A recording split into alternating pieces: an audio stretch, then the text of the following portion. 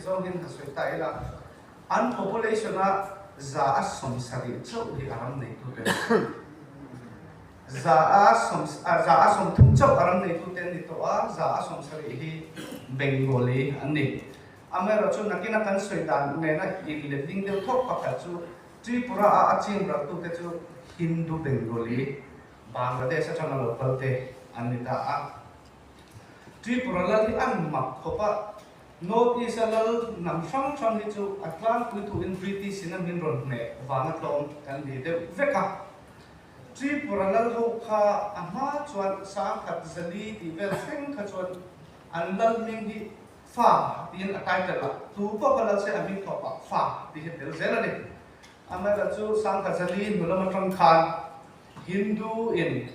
aron influence tu ta tang khan an lal ming a po fa ti an da thina ka Manikia ti title an nei ta ni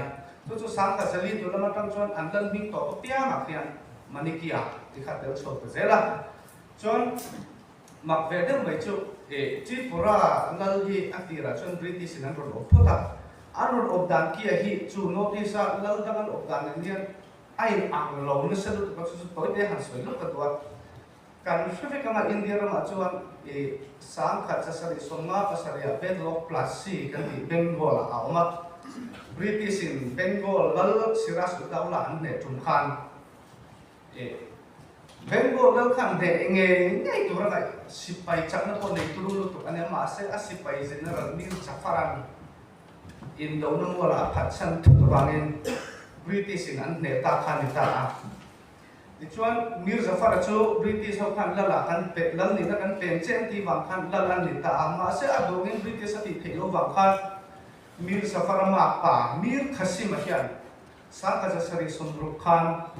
lal Bengal lal ni na an nei tira ani po khan lal ani chia khan British ne na lo manatan tu da chita ko ma phaizol atlang ni lo so sang ka sri Somruk ba petani chu ti lai chuan Tripura renglal kha renglal ho hianin an chia khon reng a kha Bengal lal noi an pe thina ni chu ti lai chuan Tripura tu na kan riat hi tu na Tripura dia kan riat ko chu a ve chau Hil Tripura an ti thina ni a Tripura pui der chu tu na Tripura thangzo Bangladesh chunga omta aminga po chakla ros na bat an ti thin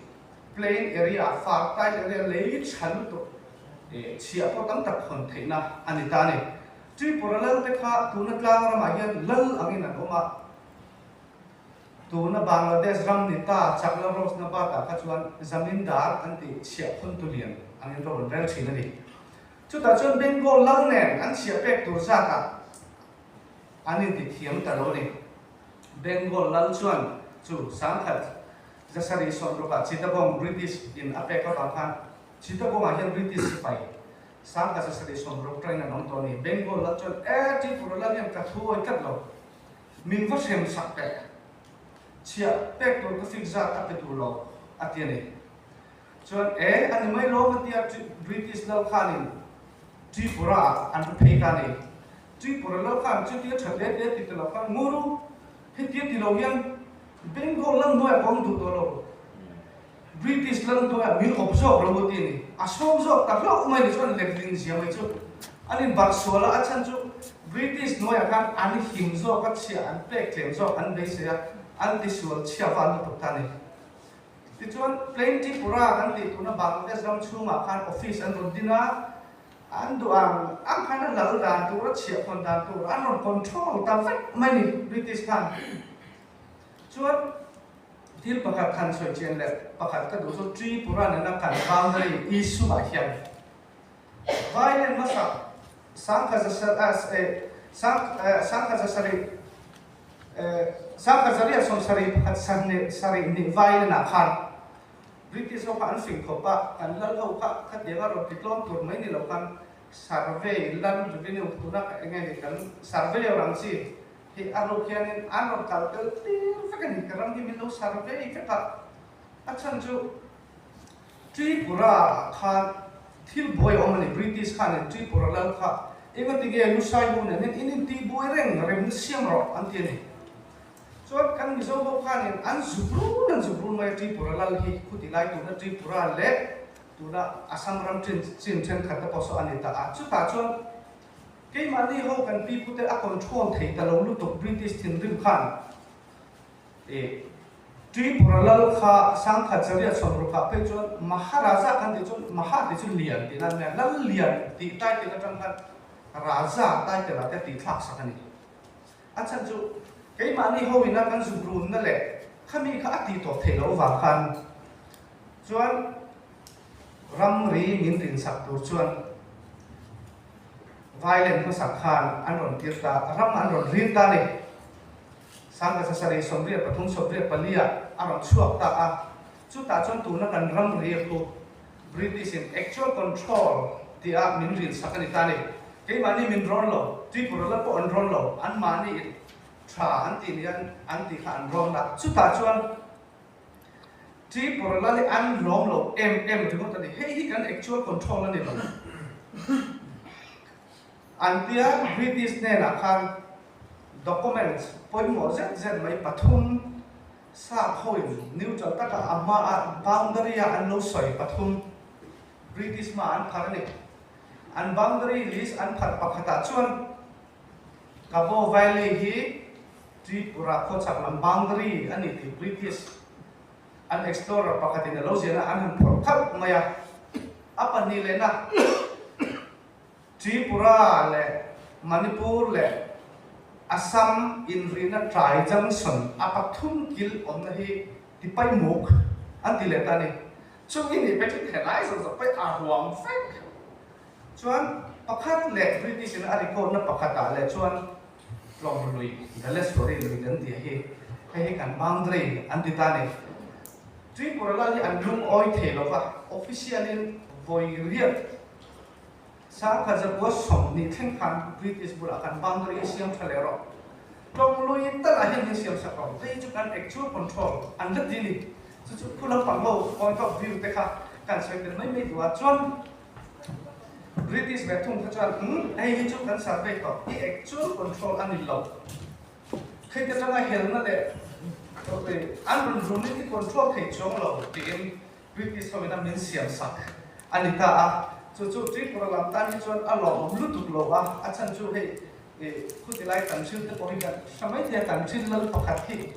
tận chữ là cái gì thế cái là sự em một. Hei alal dana nu na rom de wa Tripura le na ron soi sak vak thon thu te han le nei fek ni wa kan chi la pha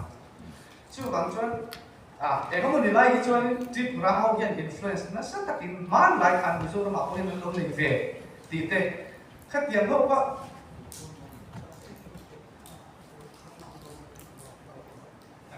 ale nè in bo sai lo em fo de la on the spot de tak tak khami ani ba khan ka ron soi mai duwa chuan Tripura history chu BA akan ka sir na kan syllabus a Kuki revolt ti hi oma teng tak chu ni ngom te kan chi kan sira sam khazari chom ro Tripura in Kuki revolt an ti ta chu anram chu ma Kuki chen khat hel na atya tu te nge chu hel chu o te kan chia sia ha ta ma yan roton puya PYA so tak ka bungnal kan thang lo la ro thang puya nge te ho ina khutilai tuna Udaipur an lat mun ma sa an lo zuk suwa sam fak chung chang khan lo nia khati lai a khan inquiry an han la British ten Tripura lal hi am boi thang na thin chu lal na chang lo ho piang hian tlang ma tang lam tang so min an han chho ze mai ni chu asa province war of succession kan ti an na salu to kan lal na in chu a hian in thana achak lo bit katlo ma ke ta mai lo yan tlang ram lama abi takin Tripura dal fa pa ho ki tuna kan hai chho the to se lo khoi am ni hian ron kho sa ga hian om treu ti hian ri ko ta tang la lam ta ni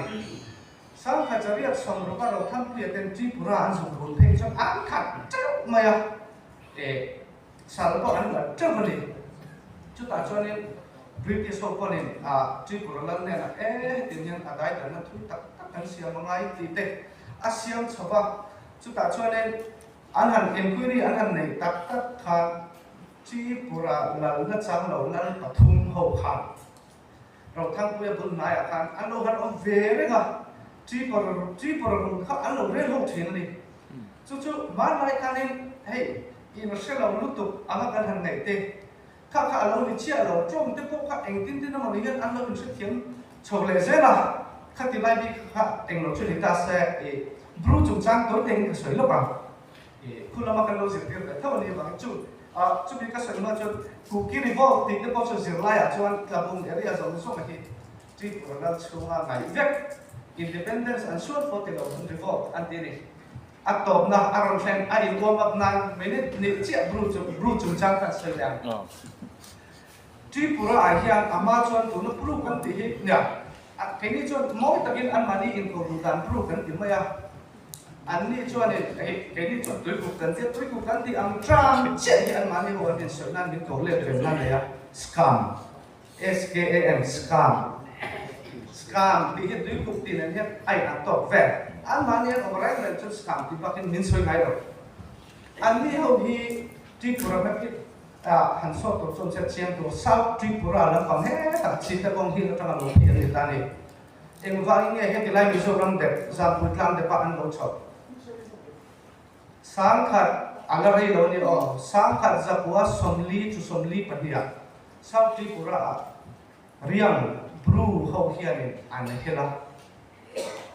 an hela Tripura da so nek mani an dal po khata an dal hi sa khuana thila po an pathian klukeu thoan mai ni he pa hian athi dona ami te ka khung chaka han kalu la khi ta chulang chu han ber ro tia zam puya khung lai sabur khung lai bora an dal sai lo dalan han be la ni sama se bo som li patia hei hi kho chak lama bru ho kan mu na ma sak ber ani a chu ati chian nan sa khat zakwa somma pakhat sen sa avoi khat nan Mizoram khotang lam depa bru ming ro lam che chu bang chuan alarai em lo di khani put ose ka lo mai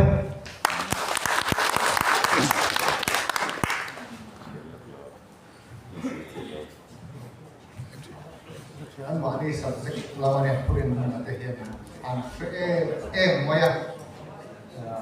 api takin chipra lo ma kan Mizoram thang lam kham le pingo sing so abai hat ti khoba ti ania na when I hear in the resource person to dia mane sum po di kan ban le khop mo het ti mi kan nei ti kanเราการประพองตั้งตั้งมันไปเสียผู้เหมือนผู้อยากผู้เหมือนผู้อยากถึงเจ๊นั่นเอง advisor to chief minister เราแข่งอันนี้ผู้ช่วยตัวอย่างนี้ไปเสียละอยู่ส่วนรู้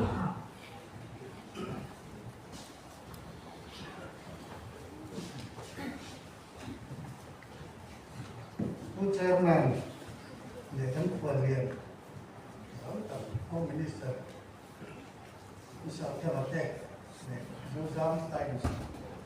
ผมเล่นห้วยกับชุดเด็กเราลงพบมาไม่น่าให้เด็กมันตีบวชใส่หนีเราลงพบไม่จะเดียวนักจามจะให้ผู้ร้อนเต้เราเนี่ยร้อนเต้ชี้เต้เต้เบลทั้งหัวเราลงพบไม่เที่ยวเต้คุยถึงเต้เพราะนั้นเวลาโปรแกรมก็เดี๋ยวนี้อัลฟาเนี่ยมีช่องเดียวเนี่ย geopolitics กันเฟลล์อันเร่งมุตุกะอันเสพเวลาคือเพิ่งเห็นหุ่นเสียให้ที่บ้านเราจะพบอันนี้ให้ที่กันไหนเป็นอะไรเอ็มนี่มิโซราไม่ในวัยเนี่ยชาวบ้านอันนั้นต่ำเด็ดเด็ดบางประเทศอันดินมันมัวอะไรออกมานี่ดินมันก็เอาส่วนกันอุณาวชีพเขาชอบเขาดินมันทับไล่ส่วนกันอยู่อันดินมันเชียร์ดินมันเขาไม่ให้การลงดินชีมันช่วยดินห้องก็เชียร์นะซึ่งมีช่วยเรียก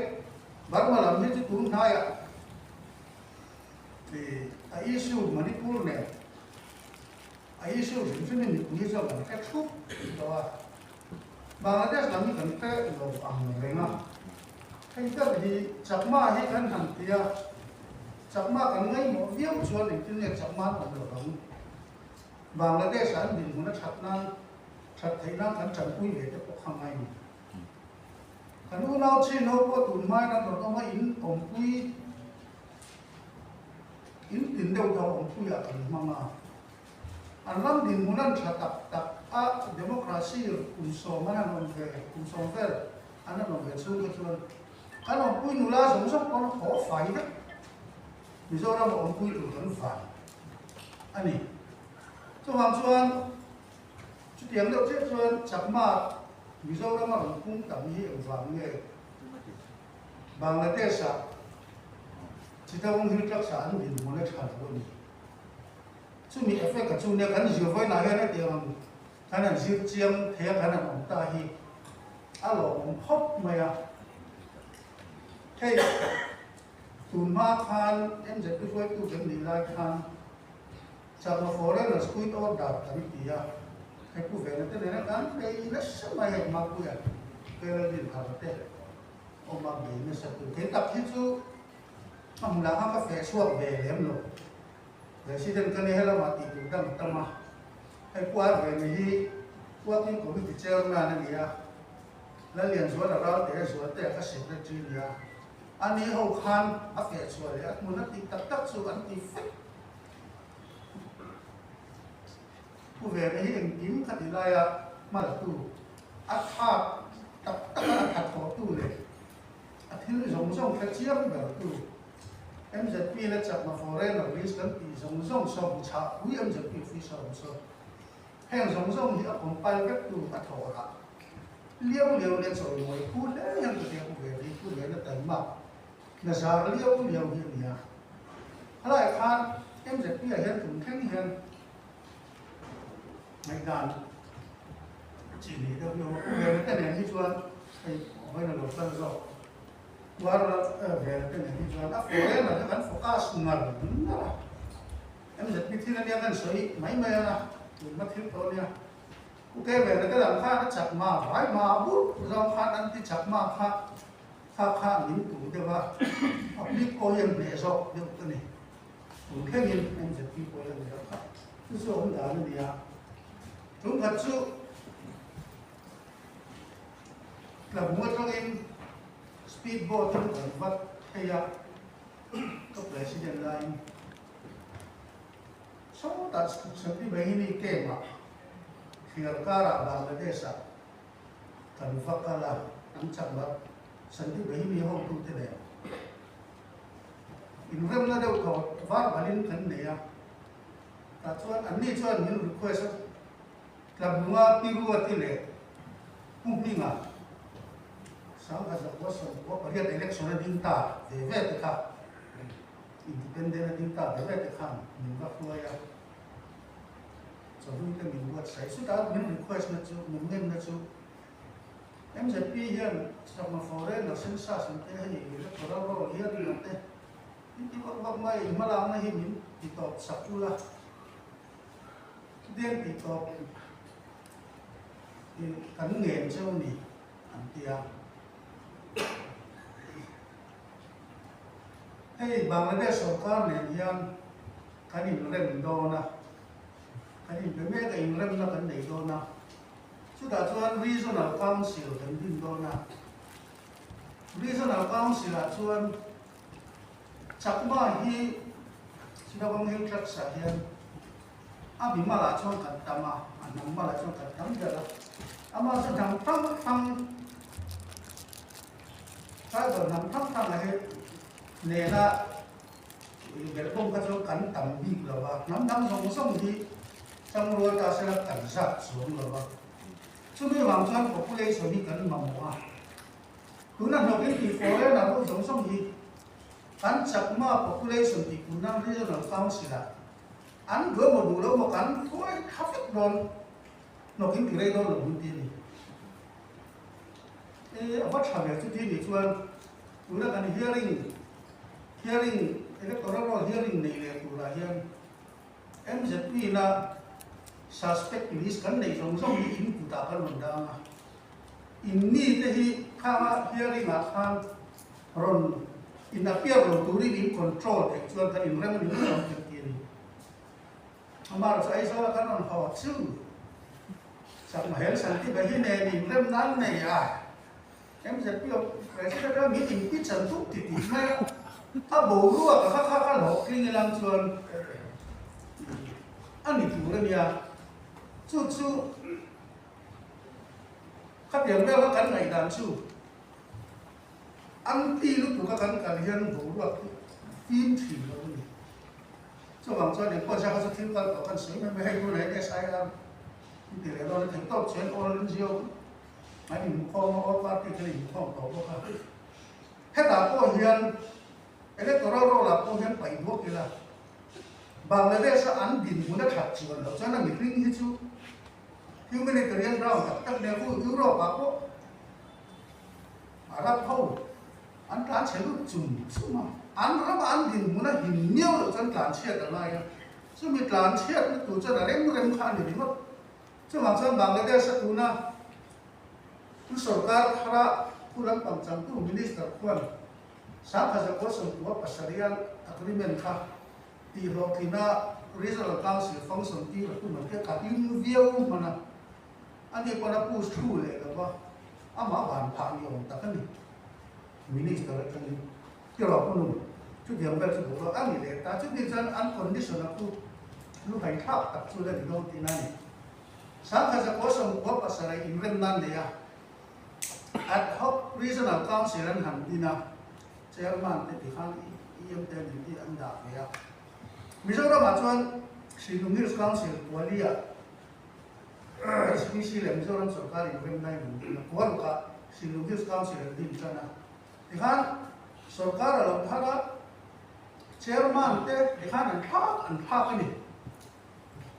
kula Bangladesh regional Shillong Hills Regional Council kata jang kan in ha om lo ba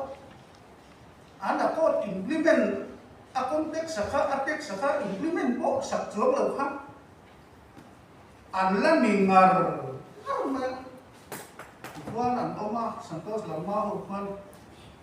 zo na tha bai o te ko nan da ya well de mit hau heng an chen pa ya thì khan an ni na mai khan om ngar ngar an ni kon cái gì đó là có cái gì implement put đó cái ảnh nó là bóc mình put là đi ấy cái đó thì khán giả sản xuất đi cả các số này là nổi bật bằng lại cái số cái cái cái bảo hậu đi được làm này thì nó kiếm về khóc vào akan di việc mấy India số cái con mình đi là kiếm khóc vào là mình put là cái thì khán anh em lên mà anh chỉ lại khăn cùng tiếng lồng nghe thì khoan sẽ đến được con là nó bắt xe mà làm nha facility sẽ tập anh enjoy ống máy mà ya anh hốt cái đó được học cái đó faction đi na PCCS sản thị bảy đi cần sản thị của PCCS nha anh làm cũng cần cái mấy cái thì chuyên faction nó mà đi đâu àสู้đâu chắc mà lại làm thăng Paul bằng cái số các đâu Paul làm đâu mà kan bom unau ten ku kichin national fund and dinas sipayan ka boka chu tiang noi chuan ya anang ka tak chuan kan bom unau te ne ho kon an mi pu ta khan mon tlan ta so lai district a sang thum lai kan employment chu tiang condition chuan ni si wang chuan chakma ko an vai hian nuôi liên nuôi nào về liên gì chủ rất sụp như vậy ha Bangladesh có tụi nói ăn khai ổn lệ vừa chuan tụi nói hàng tầm lệ đó chú lại chú anh em quý về hiện nay nếu mà nếu vẫn dùng tiền chặt về hiện nay thì đâu được anh thấy anh tiền chặt làm chú công khẩn người ta này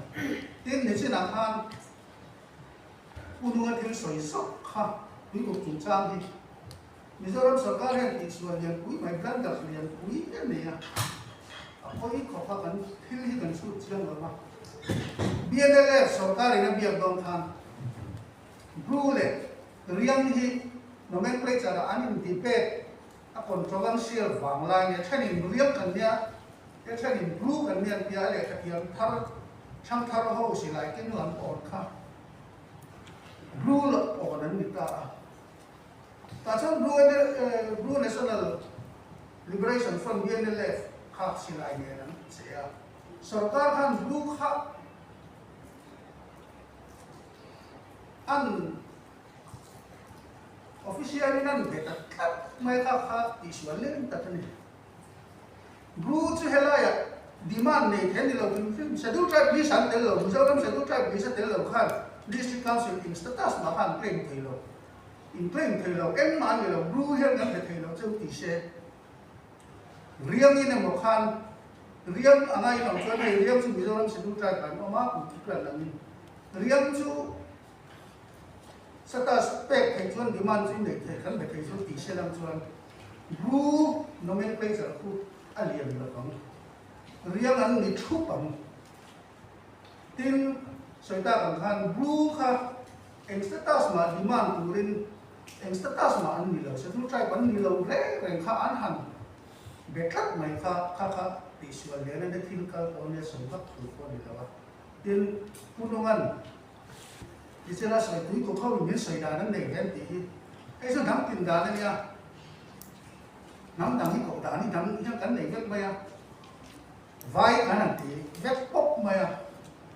mấy tỷ hô lên là có hô cái máy anh vai cả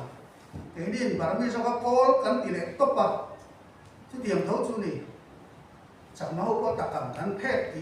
cuối cùng cắn thì mấy anh than chẳng nó không hiện như sau cái hủ ghi những tiền về hủ ghi những tiền rất bên ngồi đi trong củ ký những tỷ nè như này rút làm lãnh khóc Ugi tin chắc mà hiện mình cầu về thấu rồi này tham tế khá cần xảy ra mấy ngày với lại hết tiền làm gì thì seminar workshop cái này đấy rồi cũng có thì khóc và có xảy ra cũng khan hết tiền làm cán sẽ về tìm hùn cần khuyết triển hiện cần răng in en cô na cần rama nắm đắng lâu cũng tiết tìm hùn cái nghe lòng cả chăn thì thế cần khuyết triển hiện lại hết tiền làm seminar cũng có sẽ cũng có cái khóc này ta nói vậy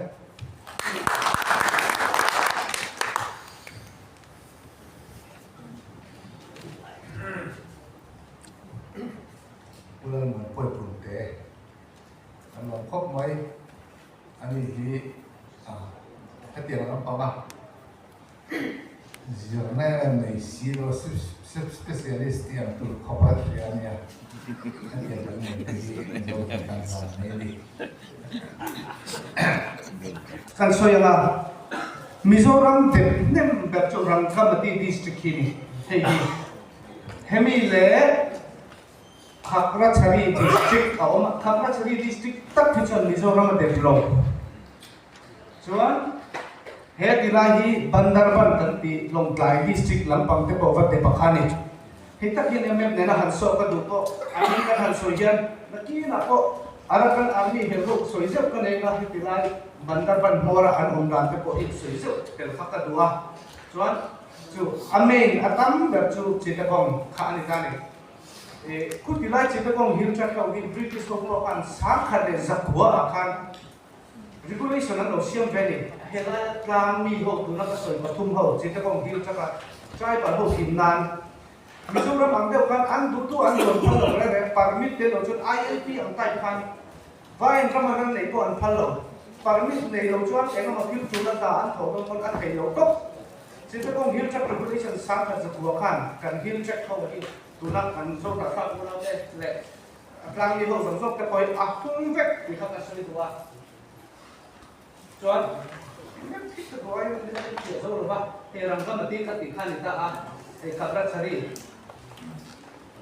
hey hi mizo India na kan an lo chu Bangladesh है कहीं state kan ya state kan dei belo state aya district agin kal ka yedi district yen de an ya kan MLA agi an dei belo re direct MP an to MLA dei belo su kan problem kan en an lo na kin an ta so ya so so ya to ala hey tak hi tu te ge se ko klang na mo te hi ti en thot a to ni ka sia Asia ke ko me na nu na ka na chia ke yen in pa ho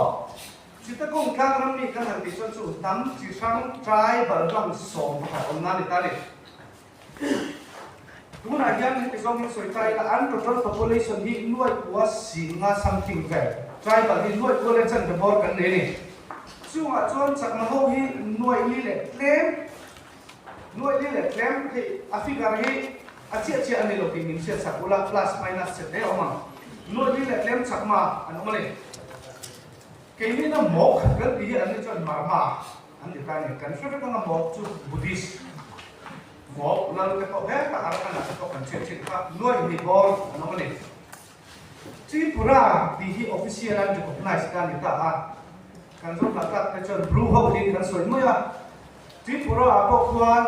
Tripura bi hi tribe bi kuma sa ma blue ho nen sa aza chu ai ang lo an trung chu an in te nam kan ang khap chu an ni lo amai ro chu blue ho nen in hai ka an ne so an to te a te moro hi ke ni chu miria an ti moya ke ro miria an ni ho hi a chen chu Buddhist te kan der to kan ta sim ru pe ra ma tong chung ya hi cái này ví dụ là cho chẳng hạn thôi là anh cũng biết là sẽ anh đi ở chỗ tribe cho nên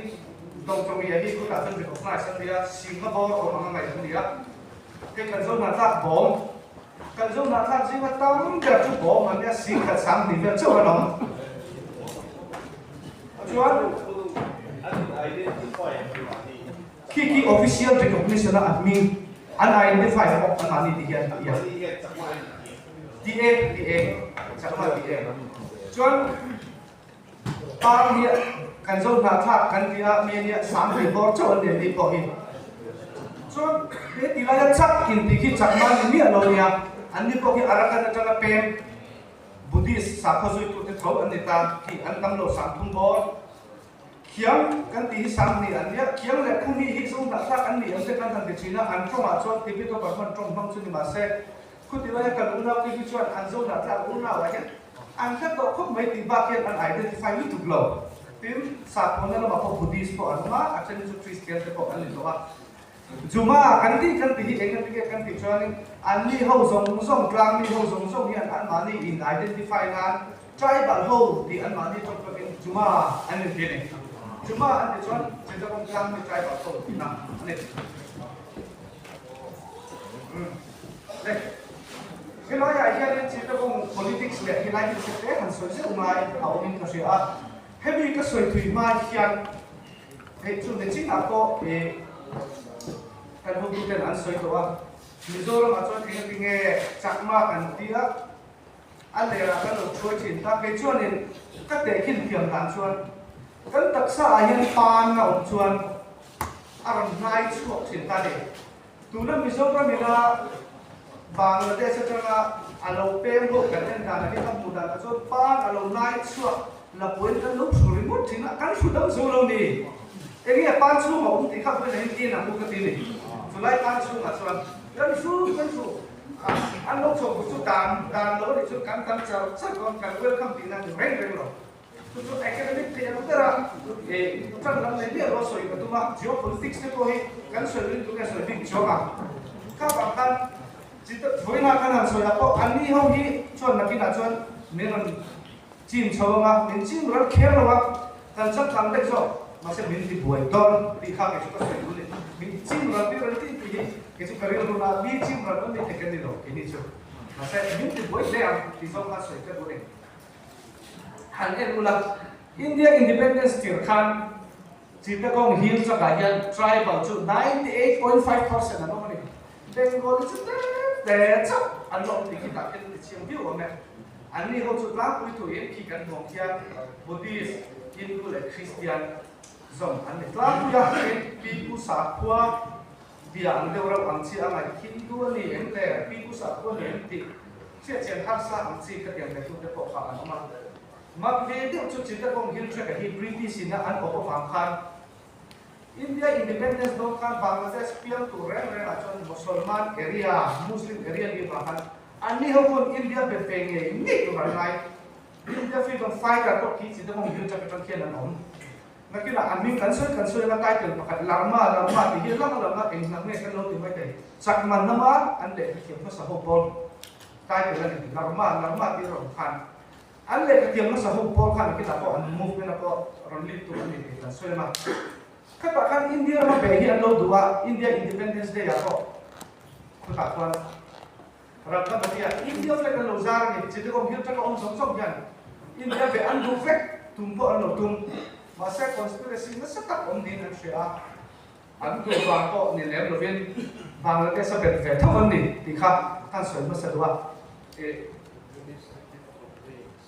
thil pakhat prin ni sina thil min ti dang lam zia hi toi te han soi lo ka do Mizoram ni sa khat zaria sonwa min october british an lo ta ni an lo lu tir kha lung lei so district san Bengal hoya min da Aizawl hi district san Assam hoya da ta ni mà sẽ áp dụng lâu cái tiệm cũng cả miền xuống lâu chia sẻ lúc này district giống trong cái chế độ ông kinh tế tôi thấy các ông phải cầm ở bàn cái sao các ông phải cầm British cái này decision khác rất lâu xe anh khác vàng anh ô lệ ai vàng nên cái thứ đang lập gì khác chỉ khác chỉ lúc sai của fans đó anh lúc cầm lúc thì mấy anh apoi yang kami apoi khác chú British decision bahwa ne mai ko kan omania dikta ka sechuan apa boy chia ko kan omve dikta ka sechuan ama ko sang so bosom India independence chia kan Pakistan le India ram then tur ka a then ka boy omane India ka so Hindu tandaram ni se Musliman tandaram so Pakistan ni se antia thuwa chin ter khailo Punjab la ma oma ka so ka soi lo ba helai ki mani bul aja khati hun ma silhet area da ti mizogen silhet kan ba silhet ane silhet area akwan referendum an ne silhet district India zon tu ngai Bangladesh zon tu overall an decision zon Bangladesh zon tu an chak zo ma se khati hun lai kan tu na karim kan san ti kan ti zon so silhet division project so Karimganj division ni chung ni based on India rama om ka ang du ka ni Musliman chen ka hoyan so asama politician chen ka am convince lawa silhet ram ka until ta ni bihan kan people te silhet ni ka so tu na silhet ai na bihan dai tu na Karimganj kan ti heng hong song song ni apel vet ka tiam che ka ne an ni po he an van doi ve referendum pe ve ni lu an ni ho bisu Musliman rama an du va ko ni he te an du pi ve tok ti kha kan soi mas phak se chuan Bangladesh han ka East Pakistan ti na mi kan soi ko nom kon mi lo sa tia bula 1947 na tanga kami 72 ma so East Pakistan ti ka official ni na atira chuan India le Pakistan kan se kan Bangladesh Hindu po hinoi isom kwa ve West Bengal Assam ni ka ni ka ti yang che kan India ma Musliman che ka ti an Hindu lo ni an che ka an ni sa ve ta ni nghe rồi, Bangladesh thì cả hiện các cái bên sản xuất nấm tật khác, chúng ta không hiểu cho cả chế luôn cái đàn này làm phản nghĩa là ăn thốt thêm hàng bắc này đi, ăn mà đi chìm vào tủ hiện, các đặc sản ăn nồi tê là lần đầu, asam tê lên ăn hàng phòng viên nó sắp hết rồi, cho nên anh có nói là sáng ngày hôm qua sống ăn nữa mà, India mà bảoว่าcác Musliman Hindu Islam là các bạn ăn Hindu bia là các các họ chỉ có công việc trong cái này cái miền đất họ miền ăn nó tí gì ta đi om dia chu Muslim ram Asian ka an tumber an ye bangin hei ni china ka soi khakra chari ka ti khang lai be la te kan an chan ti la chon an ta hei me ni ki district ka ken hei ke district ka he na ti ra chon hei ji pura ni hei la ji pura ni hei ji pura te kan ka chari hian sang so so ma so chon ate yang an kha Bangladesh a Muslim ko ka sarkar kanin anor social katila makan kaka andum ka anita a soalnya ni cila cili bom regulation suka sesuatu kadang kadang ada ya pia anor social ni apa ini sarkar itu sih puisi action alun bakal deusi official kita sarkar ini akan dijongsi lo masa sarkar amit siasan antia sarkar takkan nontarin so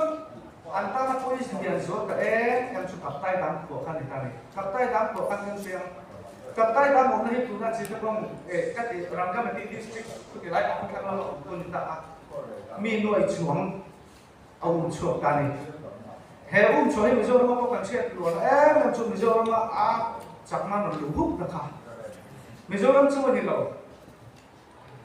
Tripura on lo Tripura le Mizoram kan chakma population ni ai thok do na hian Mizoram chia ko hi lo chok sen lo ka thing hiam me Mizoram chuan alem lo ka Arunachal an kalira Arunachal a chon din mun chetakin citizenship a football la che lo khan an ta a changma cho an no chu lo be ta hian ta ka mi da ko tam tak an no chu ka khani kha an ka khung kha an ya kai ko hi an du lo te ma se om nu se lei chita bang hiu cha ka pol la lain din lo bangin ngor fak mai na ka an chu thui lo ni chuan India puina in Kita nambah mana musuh akan Mizoram negara kita, Hasong musuh kita, Hasong musuh nak ini. Hasong miso na tla kan ni lo acha chu garabi sa ta pon mani garam ni kale ko he chu miso na tla kan ni lo kasiat sina chon mo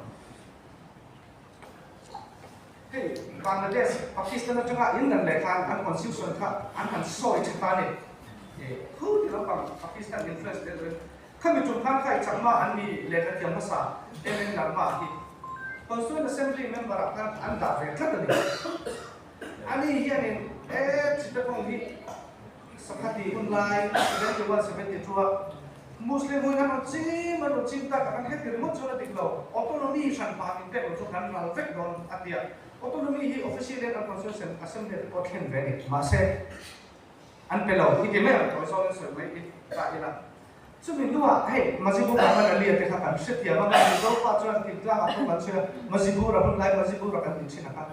he pa hian atu soina hian tlang ni ho juma ho song chu juma por ni te ro bengali na ma ka tlang chho ke cheu isi asimile na tu khan bengali na ma te ka tlang chho ti chu promotion ang zong in an ni ho song chim ran na khan ka tlang chho ke cheu he kha ti ta chu bengali ma te tho ka an chi fe ka ni reservation nei te tu to kan tan cha so ro ka te na ti chu chu an constitution na tang ki secularism ti ke an han pai le ta 77 na Musulman ni dokter an chet te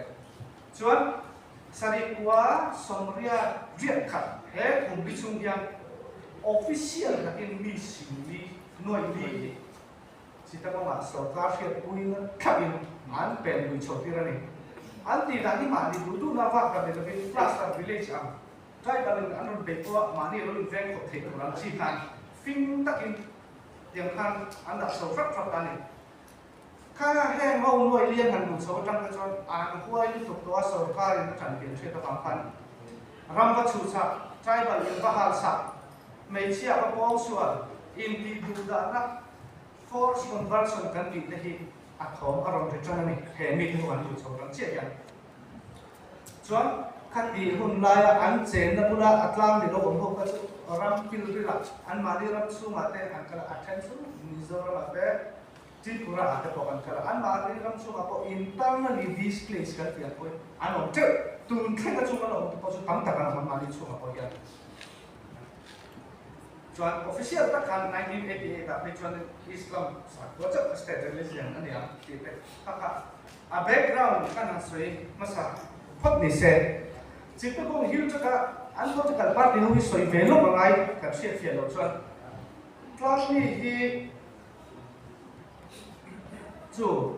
parti aro Indian veteran ni China ko kon puya soi kha PCJSS kha a full form chu Parvatiya Chhatragram Jana Sanghini Samiti inane literal to meaning in translation Parvatiya chu klang hill Chhatragram ti chu vai chu ne Sitabong Jana ti chu people Sanghati ti chu alliance united community Samiti ti chu organization klang ni in zone form all party ti kha Al kami tiang besar, MN Dharma in 1972 andin tani. Ani yang an tunggu racu Bangladesh ram cita kong klang rampi tanah in humpalna otonomi khazok liya sim rantul laka invena tunai. Hi an main an dekat ta isina kumar pernah saya heng yang anua 1976 atangin arm wing ane ni sakti begini ganti teka ani hian aswal tak tak independence an sual hi kini Mizoram ka kumsom di kan suala somko pasrina kan ani hian kumsom di pakat silainya nani sual valley chuan ani hi tlang mi party lian ber tun tin mun apo tlang mi a chuan party a hian mi pui hi za asom sani somre an nei am a ti tur ko patlang mi party lian lan ni mek ani PCGSS ko ki Ni sáng là gì đó. hemi ni hian ni ngoi o kan sa ge ni makina ka soi fia ka dum mai me chu underground hi an nei feka force an mi ho hian ni tu na po hian a army a full force hi sang kha ni vel an nei ni atang to ka soi don hei hi atira 1997 an agreement a silai an tum fek ma se makina fia zo pin khalo so na सरकार ना implement छुड़ो वांगे सिलायन नहीं चले दिसों जो सोलिरा फियो ने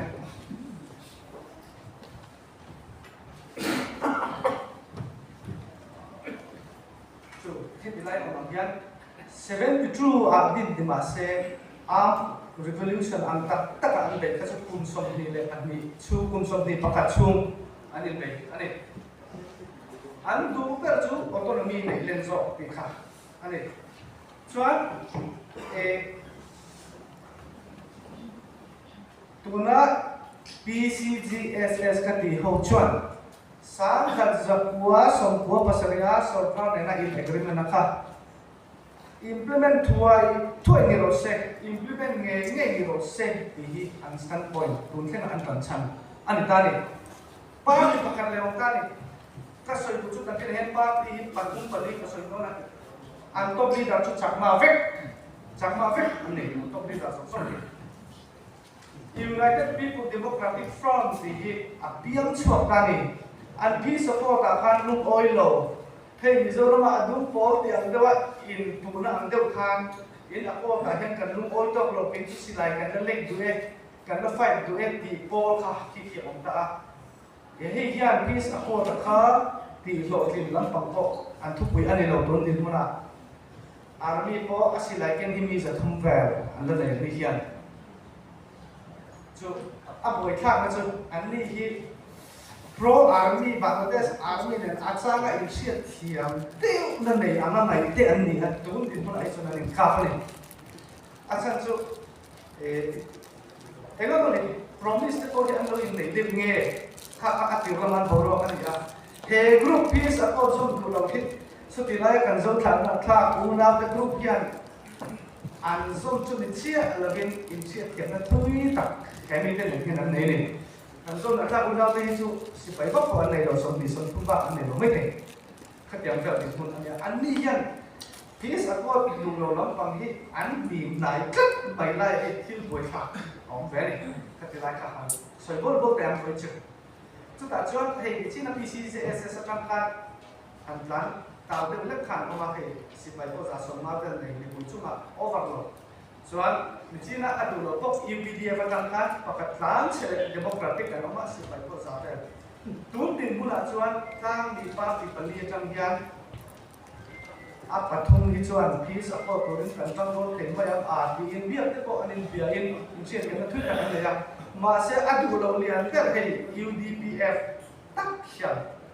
Stumbling block nanti sila di bawah kak, anda contoh thelo nalai, kelai kak, anda. John, kami kesuikan parti dia nam tahu, kami Mizoram BJP Kongres orang cikian, tidak kong hiu cakap ko, anda National Party dia, Bangladesh National Party kan kita kandidasi ada tuna anda mek tarik ramana, tuna anu tu pak Komi Party te anu FA Awami League te rumah, sen chalalan so apiang hi Heti laya chuan in thana om lo wangin tlang dia ko an control te ko ran an room se khatia an central party of ma se hei chu tu tak tak ai mai na du wang ta le khatia na central kan som du bia wangin party mo an nei tu tok len lo kha ko an in than chỉ tới con hiếm chắc là quên một ADC election ông về ai lâu mà anh tùy thế chắc là mình ăn dụng ông điêu ăn xong về chỉ làm ông linh nó bảo con tiền về phúc chỉ cho đại cái cũng được không các quên cái lại cái gì thật sáng ngày sau có xong có pasal dia chuan agreement non ta ni chỉ tới con hiếm chắc khi sau có ta chuan chú ako chuan tuna kan ADC pathum ang chiat khan ADC pathum Asiam Valley Hill District Council Mizoram kan nei ang chia ni chu Hill District chu an hun ang trep khan nam hing ni loi nam hun hing angin ran kamati Hill District Council khapra Chari District Council khapra Chari spelling ni lo Bandarban District Council yang khan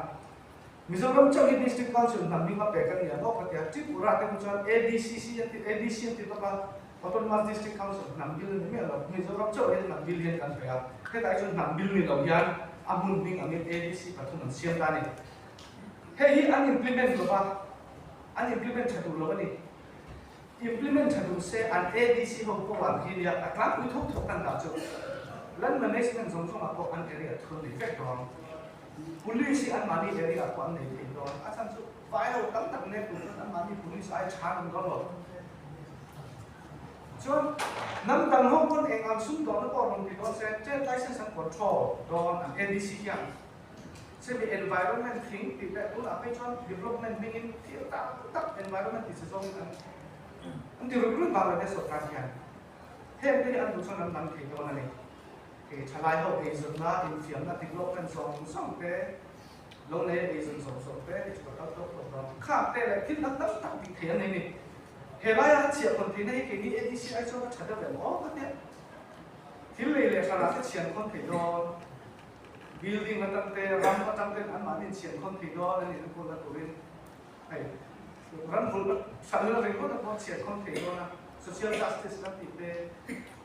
industry institution ni mal private in sarkar tan kon sarkar industry kon kam zo zo kam chian kon ti te ko ne heng ho ti tak tak ken an tin cha do lo ka he boy mo de chu an forest kum phawna na te chu forest na ti lo piang royal ti ten pen ti do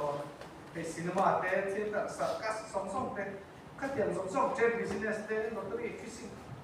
an area ka sarkar te na ho ni mai ke ni sik se du ai ma hian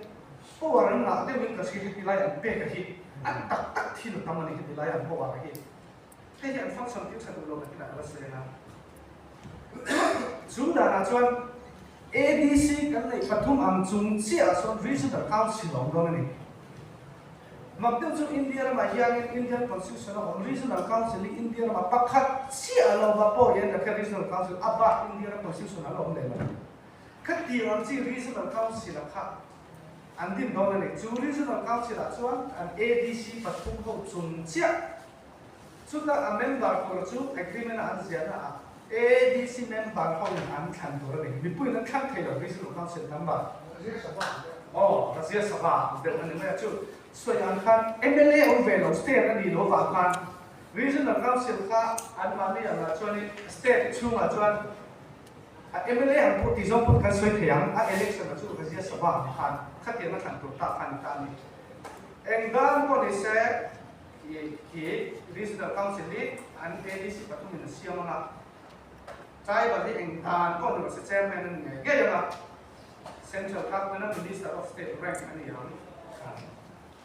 member so ba ni som de ba dia omanga me engdan ko vai tam ba se mu tu mo chen bu di chai ba ni nge ngai tu di na te ta ni so he di la PCJS so na wa ta an sia ba ya anam te na ho an kher ve ka ti le na chu hey kan zo na tha bom ti te hi result sheet an pe tla pa an pe boy mak ka ra ti lo wa lu sei zaga bo thing lo sheet an pe fe tla ni nominated sheet chu bang chuan asa trong ka ti an inclusive value ni agreement an sia ma ya an kyo kan bang be khan ka ti ya sa tu na pe chuan ni khan chi da e kan lo ya zaga bo kan ti lo na sa an ti an mi sau an sei chung bang pe chu sa ri ba kan to lo na ya kha regional council la ya xin chào tất cả các bạn cùng xem nhé. John, xin tôi không có câu khai thì hiểu chắc cái câu tiếng Anh kèm trên cả kia. Hàng tham gia của bạn ai phải chú cái chiếc đó. Đã là phải chú sáng cả giờ của British là agreement Asia puya khác. Regional council thôi, anh mà đi ta nó trả lời là ông này phải chú Amen lại thế nhỉ? Thì đây, anh chẳng gì chú. John, và chỉ có một những chắc cảnh rồi về parliament in dan siam no no a mani nam cảnh rồi kia giờ là thêm con định xuống regional council and roll an thua là cái nghề của mình thì bè tại nhà nên nhà thì chỉ là cái sợi phong an agreement là kia an mani chỉ có một những chắc là tribal pem thì trán chia refugee on tổ giống sông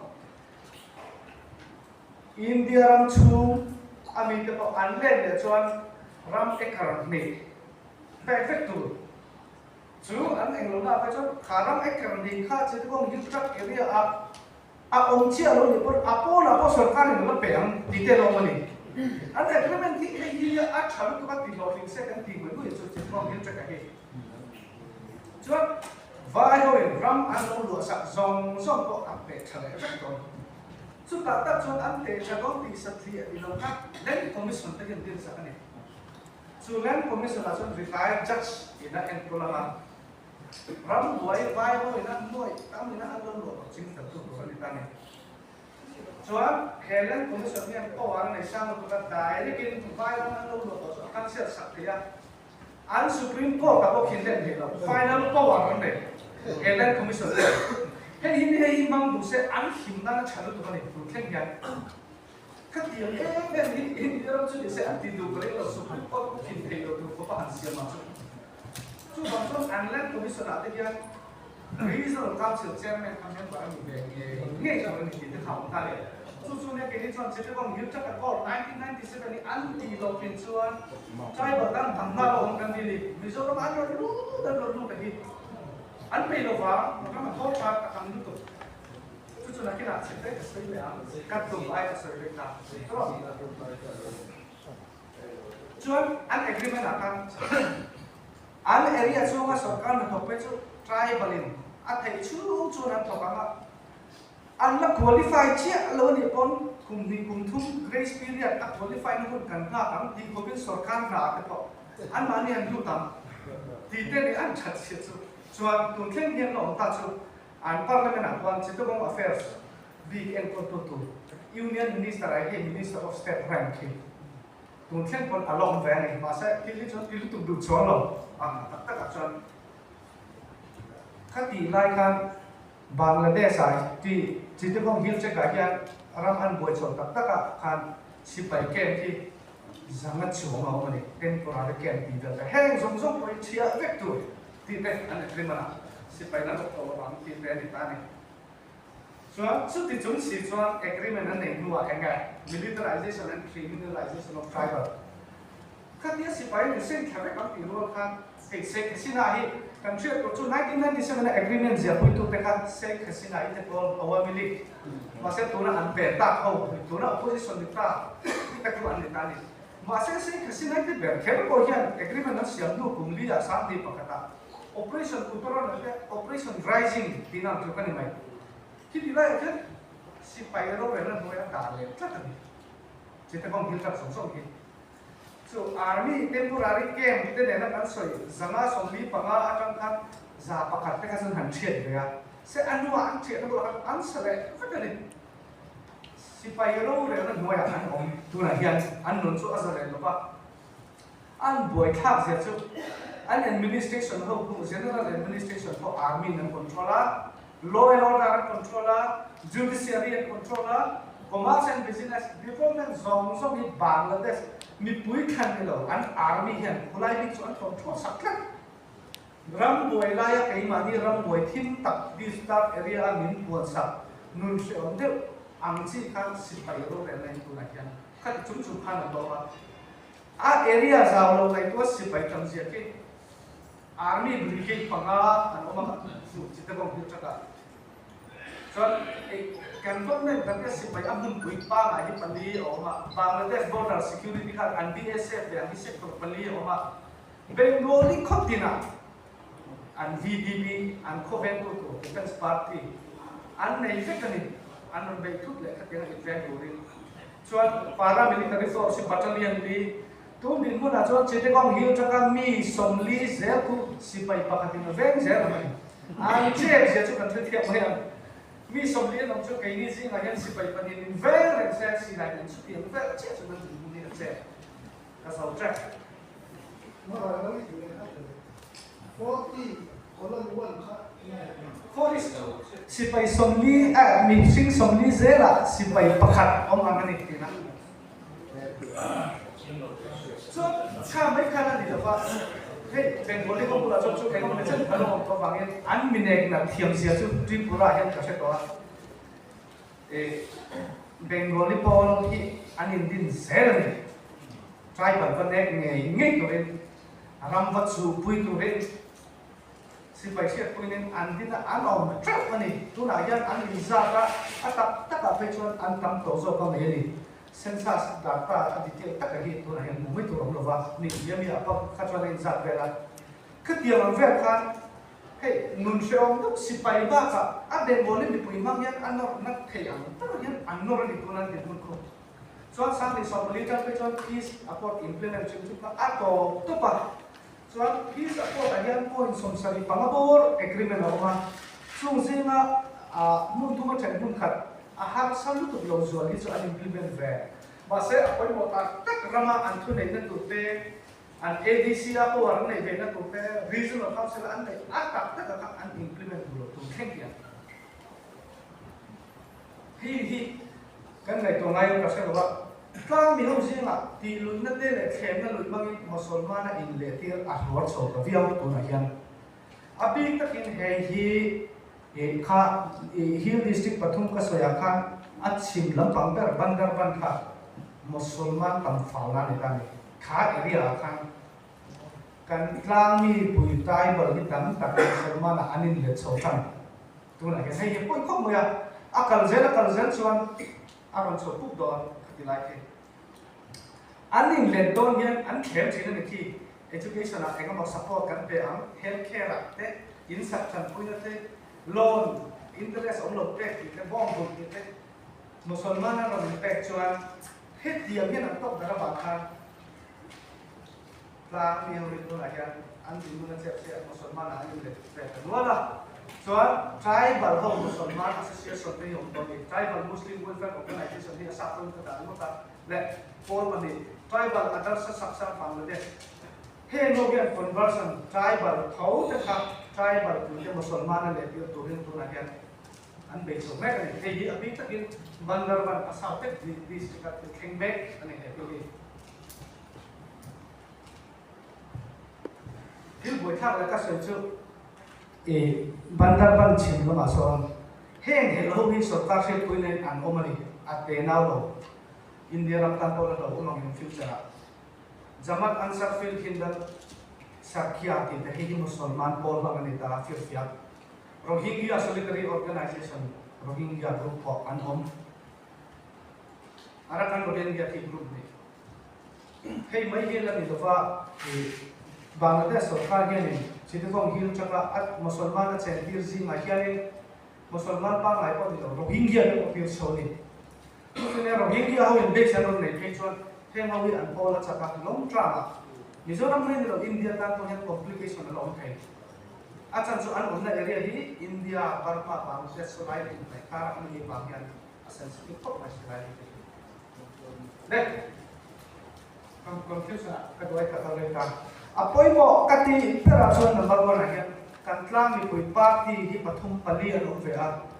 peace accord an pom tlan vekin peace accord ti lo tling tura an in lung ruwa ngai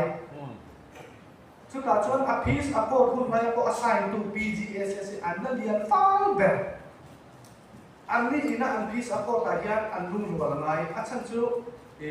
Mizoram ahian country ala overground chu disam sham khom na ni kita kan ko yan kan contact kan tu kan pena zone na kan influence kan nei pe ti la chuan peace accord implement ka kala du lo ti koi soy kun to lo het ya ang an sai koi do to lo right tu ka Bangladesh ti mun yan Mizoram ro lu ba ki achan chu ti pura him vai ro min vai majority na to bangin ral kan du ahar em to ti pura Mizoram ni apong dai ber kan du lo an ron lu dong thau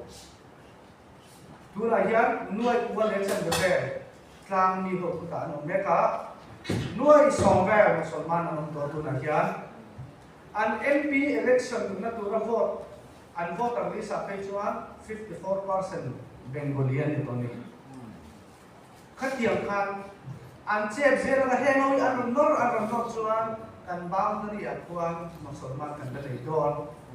he ho wi an rong ra right in an don chin don chumi tu chon peace accord ta kan he to pa chu pui kan ni mani line na changa an mani ta ko au tu rom to diplomatic channel na pang pui zong ta ko alai ni te san chu Indian kan to he lai strategic location point of attack ni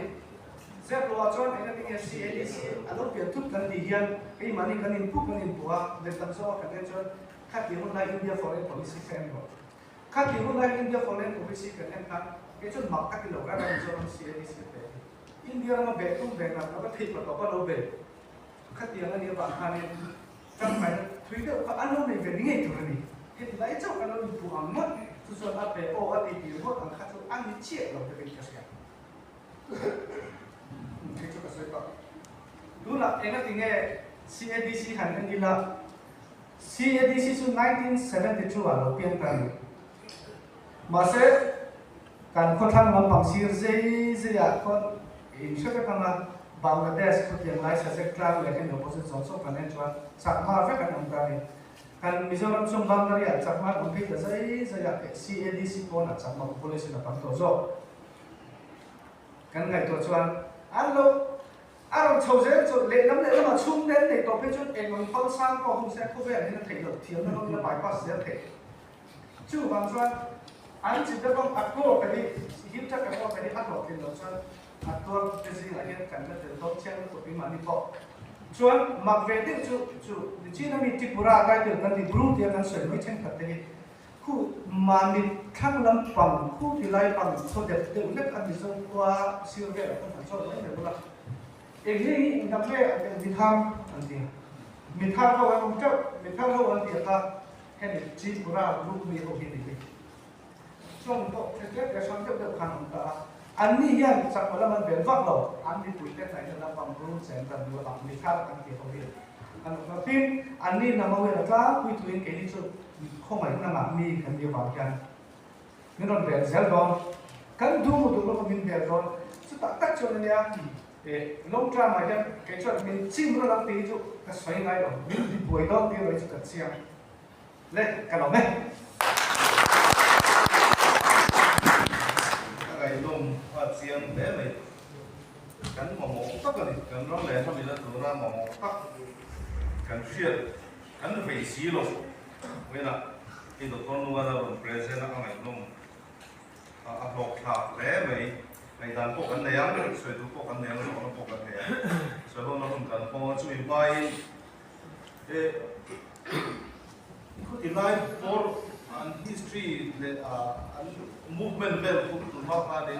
mani học bằng tôi cái chui về à cũng thế là cái lưu ông chú partition khác chỉ có một người ta cái trai của nó tuan nó sắp được nên được vậy cái ta Pakistan lệ Punjab border India là Pakistan Ramli border thì mình tuan nó sa cover phía tận thì nó sa mà sẽ tuan thế nó là tuan số thì lại border bị đâu cũng này tuan nó sắp được trai bằng này là tuan cần dùng là thao cái tuan thế là chỉ anh mình nên tập khăn các cái chia mình tên khăn đầu tuan về thu bộ này pulau kau mandi zo papingan dia ani na soi hi kariro ông chú minority hi 10% ayat amman din sun liability nito ya 10% ayat tamzel chuan relo te aram nei tu ten kan puara ta rezel a pejon ni chim lo to mai ni tuna poi hian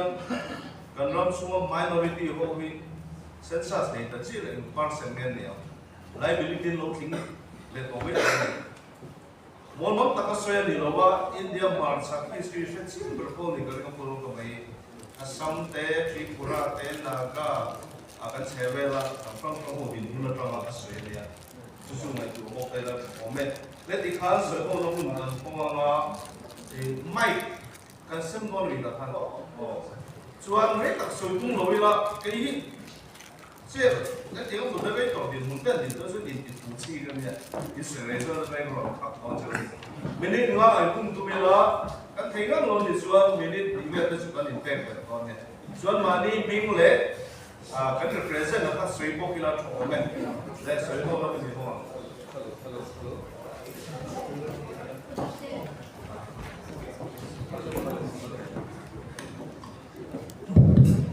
Oh, Vanan Chal ko ya kaniya MNF party ay wala karo kani. Wala yan. Không anh đính được à? Ồ, vậy thì sao vậy? Mà hết thằng mấy thằng là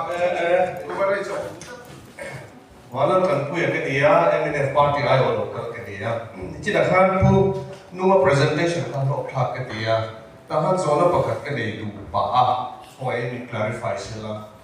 Hemi bisa kuat saya kasina ina sign with tak susah sa koso wala pa kuwa ka ni aktro. Was saya ani ya kata harian alung oil pol an implement that lo fa alung oil pol ka bi counter tu ho pa kan ong le ta kata narrative an sia ba ka chuan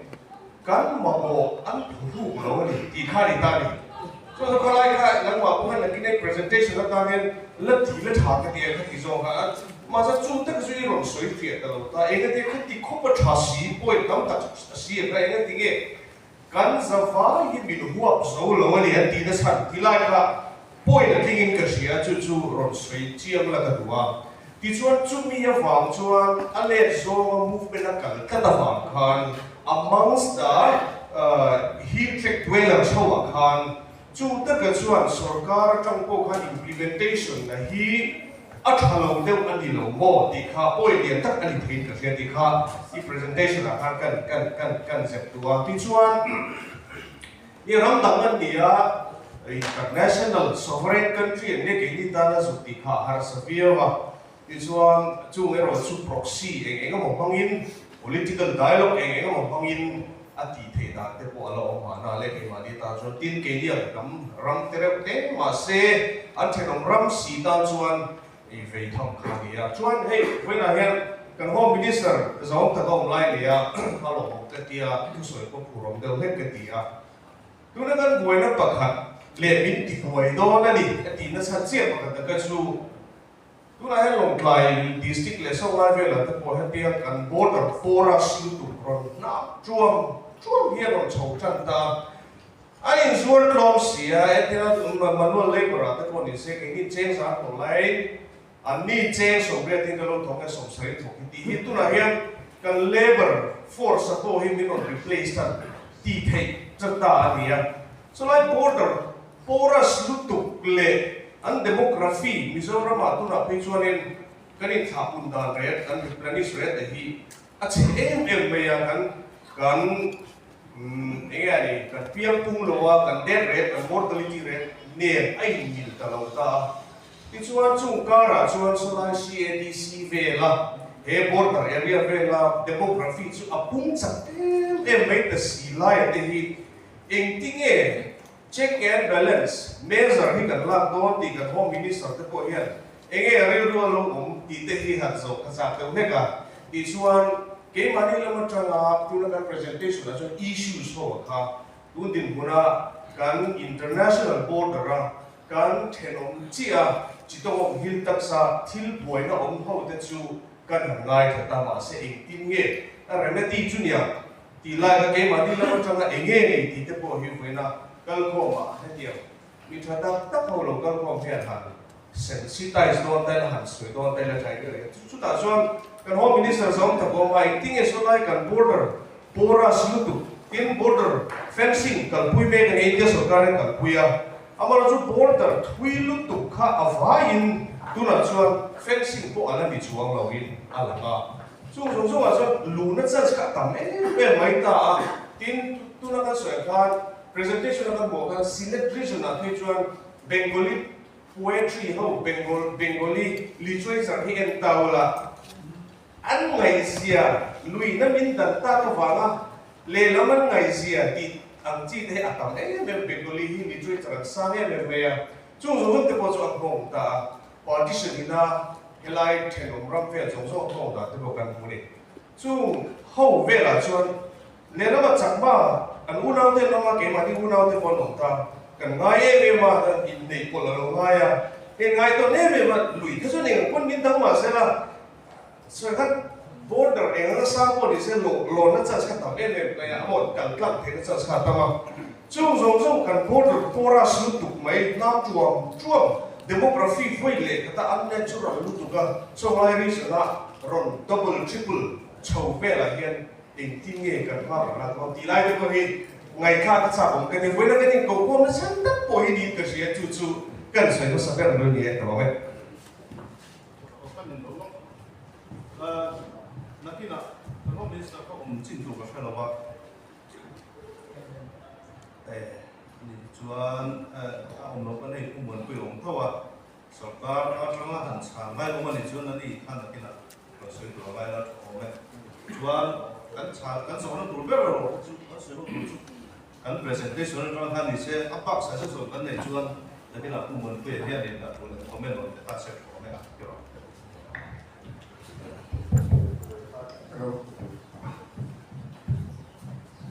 Tôi chào này. Cái BJP ai ủng hộ nó cái gì ạ? Em bị sập rất cam hồ. Bằng là đen rằng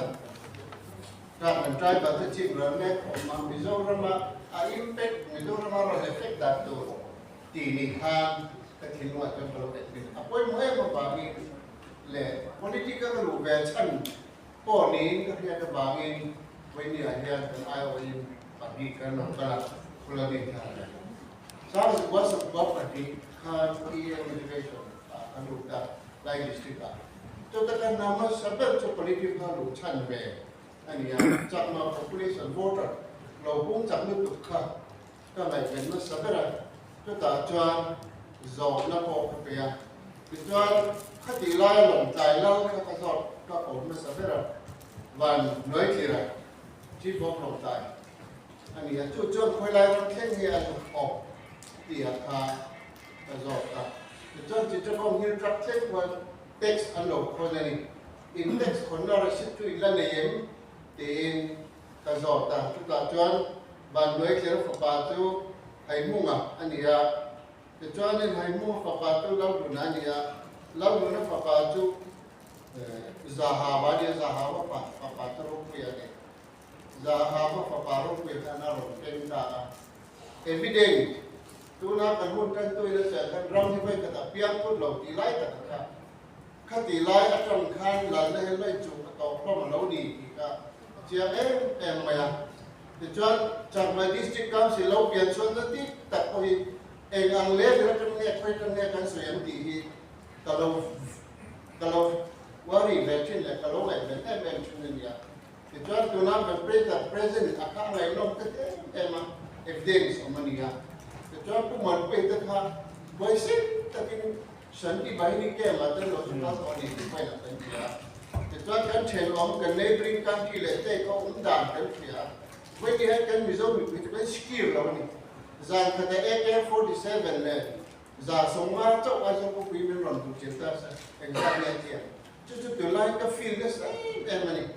chứ bằng chân nằm như incident rồi đó thì accident này là incident đó với như anh chỉ cho con u nào thế Bangladesh kan nắm quỷกันu nào thế thì đồ đá lô mà đi phá ba lồng ra các anh nó trổ lại kan bakal về chúng ta cho BSF không cần push back cái này, cô làm mình cần cho nó cắt đón gì, thế là mình cắt đón đấy, anh đừng lâu bốc gì, anh lâu đậm bốc gì, anh tìm nguồn chụp một chuyện thế cho anh lại cha không phải bốc mấy cái gì ra kan, cái chi phí là giống cả không bao giờ mình thằng anh, và cái bom tốc rồi sẽ làm thế tốc mấy cái, anh lo mong bốc mấy cái nó online tam cho chứ bằng cho nên anh nắm incident, anh nắm nhiều incident nó đọc cả, accident nó đọc cái với nhiều hơn cần hiếm em thì lái cả cái gì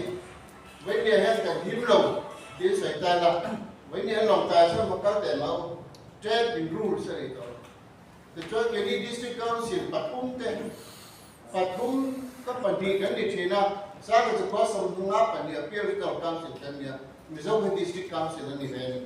if the lâu tiền đó theo lại các politician thôi giống tất cả đâu mày sao làm sao mình nói sắp pháp đó ta cho nên cái lai mà ra hậu ka ram cái điểm chùa chúng mình ở ta như lai hậu inhibited area như vangi mà ra nó phải không rõ sẽ antita mà sẽ lai hậu cái này còn là nó bị bóc lệ đấy cái gì mà ra hậu nó còn claim cái cái gì cái chuyện nào vậy chúng ta ăn India nó sẽ được tục khác cái chỉ lai cái AC area các commission này ta cho nên WTI này sẽ cái dòng dòng có cái original bảo này dia cái kala này biết ta cho sáng thành quá sòng sri phần nhiều lòng đó im tiêu lòng tiền đó cái thế là mà cho chung là nhiều district council ta cô rong mà thôi này kan im tiêu chỉ biết là những bảo lộc kan tại nghe cái tàu đó chúng ta cho ram đi chúng ta lái lại mà ra cái chúng ta cái này chúng lái cho anh nhìn thấy thế nào apa ram cái chúng sẽ là apa mong muốn là cái em đi sống tất cả cái chúng cần ram với cái này chẳng mà biển theo đúng rồi anh rồi kia ta cho cái Syria ta bằng cái đấy sẽ trong ai rồi đi chuột thôi along ni Bengali along ni mok si chắc mau lâu trần si cả các ta lái lại mà ra cái này nhà chung khang Atul Kumar ka MDC Pakatan District Council of Piang Pia ông về khan in tôi đi xem cái này có council du về này thì không biết tôi ta tắt mấy này SCRE bên ka về ta var mà ya cái gì là cái council of Piang du về là hay là bên này có thể đâu sáng cái tập huấn xong rồi là phải đi mấy long ta khang công cái dọc ta này Mizo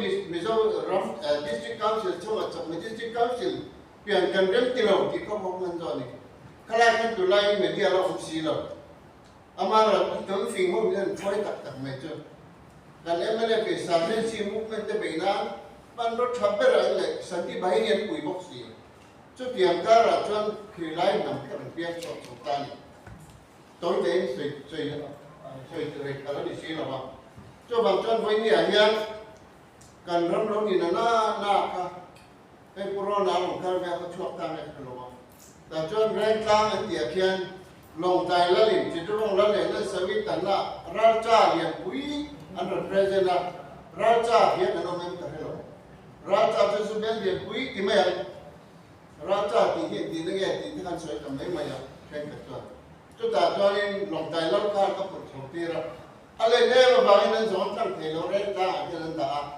มาเสียดิ้งซ้อมที่นั่นตาแต่จนบางนี้เราอันก็มูลค่าจนใส่นั้นเรานรกตัวเห็นทุกเห็นอะไรดิ้งอันเดียวจนแต่พอจะกันน้ำ property นี่เป็นที่ชีระจนบางจนเอ็นพอดีตาเสร็จละจำดูเวลีออกวันบริกเราอุ้มจุ๊บไม่นี่สร้างสุขภาพสมบัติไปให้ตลาดชาวที่เราจุดนั้นมิวเซียมมากันแล้วจ้ะตัวเจ้าเราเสียงไงฮีอันเดียวมาซึ่งไม่เราอันนี้จัดเราวันที่เสียจนบางตัวเจ้าเราเราแจ้งตัวนี้ที่ข้าพเจ้าช่วยแม่ข้าพเจ้านี่ India Government of India Archaeologist Department of full stop camera petalo tweet of main ditani coba jangan kena yan sabna manin dawa kan namhi pulpu yang berbang anron kalau saya tahu nanti cumi seorang di main efek don tahu di tiga jam sautat na coba jangan buat dia hatiang dah seorang try mau bina hatiang kamu thiếu đủ ẩm to có sửa về thế nó platform cái lâu có xây cái lòng ẩm cái gì trong một district council lâu bên nó tiếp tập of negligence of the politician cái gì là cái mình đi dùng trong cái thằng anh trả giá nó thuộc cái gì sau lại về là ram này tôi cái phần gì lại để mà ra khác ram này chủ trang là không phần gì lấy cả anh lên thầy box gì rồi chúng ta các cái Syria kan what is the opinion Mr. Elchin za someone like MLA lo ni về cũng Elchin za cái đi làm biên này cái làm lo tới cái tổng này đi thế